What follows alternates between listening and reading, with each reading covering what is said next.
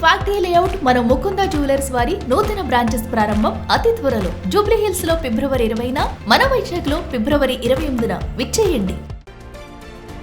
Breaking news. Myanmar లో నిన్న రాత్రి భూకంపం సంభవించింది. రిక్టర్ స్కేల్ పై దీని తీవ్రత 6.1గా నమోదైంది. ఈ భూకంప కేంద్రం మయన్మార్ లో ఉన్నప్పటికీ దీని ప్రభావం భారత్ లోని పశ్చిమ బెంగాల్ రాజధాని కోల్కతాతో పాటు బంగ్లాదేశ్ లోనూ స్పష్టంగా కనిపించింది. పలు ప్రాంతాల్లో భూమి కంపించడంతో ప్రజలు ఆందోళనకు గురయ్యారు.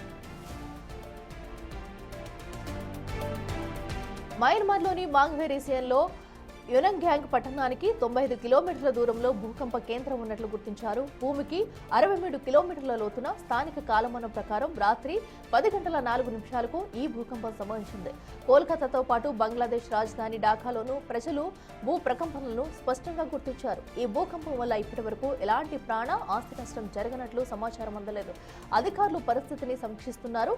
సోమవారం అండమాన్ నికోబార్ దీవుల్లో 4.6 తీవ్రతతో భూకంపం వచ్చిన మరుసటి రోజే మయన్మార్లో ఈ ఘటన చోటు చేసుకుంది.